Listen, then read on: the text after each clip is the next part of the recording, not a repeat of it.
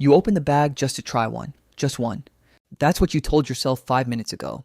You weren't even hungry. You just wanted to taste it. One chip, maybe two. That's reasonable. That's controlled. That's what a person with normal willpower does. But 10 minutes later, you're staring at the bottom of an empty bag wondering what just happened. Your fingers are still reaching in, even though there's nothing left. Even though you know there's nothing left, your hand just keeps going back anyway. You didn't plan this. You didn't want this. But somewhere between the first chip and the last one, your brain completely stopped listening to you. And the worst part? You've done this before. Many times. Same bag, same promise, same empty result. So what is actually happening inside your head? Why does stopping at one chip feel genuinely impossible?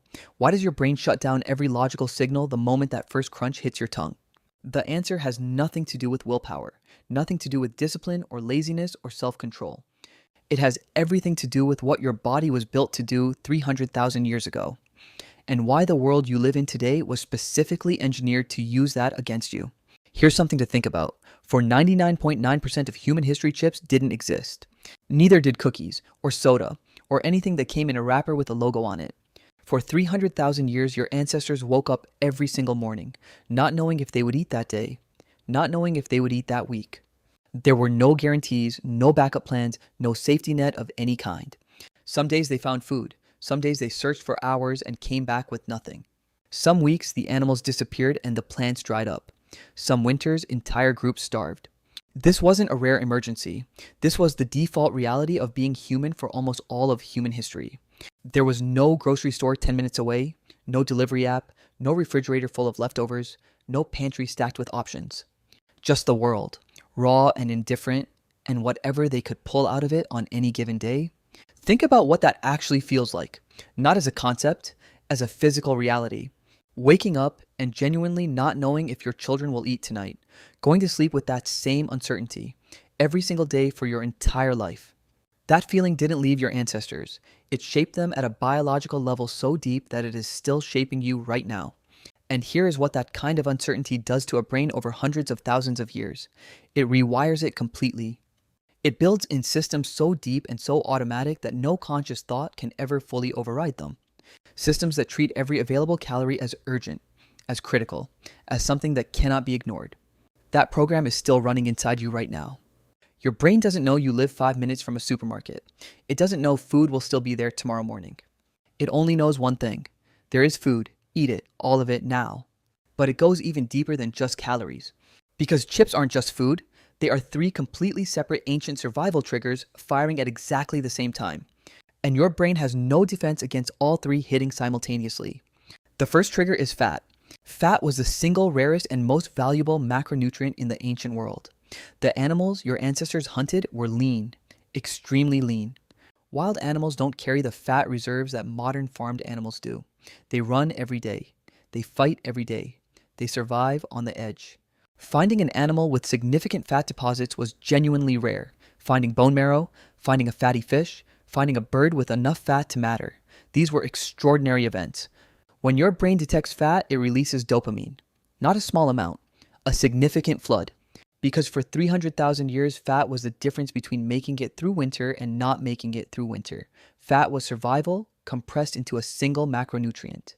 The second trigger is salt. Your body cannot produce sodium on its own. And without it, your muscles stop contracting. Your nerves stop firing. Your heart stops beating. You die. Not eventually. Quickly. Ancient humans had to find salt in the wild, in certain plants, in animal blood and organs, in mineral deposits near rivers and lakes. Salt was so critical that Roman soldiers were paid partially in salt. The word salary literally comes from the Latin word salarium, which means salt payment. When your tongue detects salt, your brain responds with the same neurological urgency it uses for water when you are severely dehydrated. The third trigger is the crunch. This one surprises most people because it seems too simple to matter. But researchers found that the sound of crunching increases perceived enjoyment of food completely independent of its taste. Because in the ancient world, crunch was information. Crunchy food was fresh food, fresh vegetables, fresh insects, fresh bone marrow. Foods that crunched were alive, safe. Soft and mushy food told a different story. Decomposition, bacteria, rot. Eating soft, mushy food was a gamble that could kill you within days. The ancestors who felt genuine pleasure from crunchy textures ate safer food, survived longer, and had more children. The ones who didn't left fewer descendants. Your brain evolved to find crunch genuinely and powerfully pleasurable, not neutral, not slightly nice, actually pleasurable in a meaningful biological way. Now combine all three at once, fat plus salt plus crunch, hitting simultaneously in a single bite. Your brain has no framework for this. For 300,000 years, these three signals never arrived together in this concentration. Your brain has no off switch for this combination because it never needed one. The situation was never supposed to exist. And here's where it gets even darker.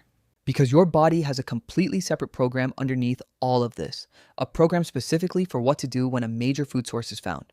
Eat beyond fullness, not until full, beyond full. This sounds like a disorder. It isn't. In the 1940s, researchers found that soldiers, after periods of scarcity, consumed 40% because the body understands something the conscious mind keeps forgetting. You do not know when the next meal is coming. You never have. And this behavior isn't unique to humans, chimpanzees, gorillas, bonobos. Every primate species on Earth eats past the point of fullness. This is not a bug. This is the system running exactly as intended. Your ancestors who ate the most when food was available survived the droughts, made it through the winters, fed their children. Your ancestors who stopped at full left fewer descendants. You are directly descended from the ones who could not stop. And stopping was never supposed to be something you were capable of. But here is what nobody tells you. Someone figured all of this out, mapped it completely, and then used every single piece of it against you. In the late 1990s, a food scientist named Howard Moskowitz revealed something the industry had quietly known for decades. For every food product, there exists a precise point, where the combination of fat, salt, and sugar produces the maximum possible pleasure response in the human brain, a point where the signal to keep eating completely overwhelms the signal that says you're full. They called it the bliss point. And every major snack product you have ever eaten was engineered in a laboratory to hit that point exactly. This was not accidental. This was not just talented cooking. This was scientists running thousands of experiments to find the precise formula. That would take 300,000 years of your survival biology and turn it directly against you. Your brain spent hundreds of thousands of years building these systems to keep you alive. They spent 70 years studying those systems to keep you reaching into the bag one more time. The game was never fair. So you're looking at that empty bag again. But now you know what actually happened. It wasn't weakness, it wasn't laziness, it wasn't lack of discipline. It was 300,000 years of survival programming meeting 70 years of deliberate behavioral engineering. Your brain did exactly what it was built to do. The problem was never inside you. The problem is the environment built around you. And here is the question that should stay with you. If your brain can be engineered this precisely through something as simple as a chip, what about everything else? The apps designed to be impossible to put down. The feeds built to never end. The notifications timed specifically to pull you back the moment you try to leave. The same bliss point logic. The same ancient triggers. The same research applied to your attention instead of your appetite. Maybe the question was never really about chips. Maybe the real question is how many other empty bags are you already sitting inside of right now without even knowing it?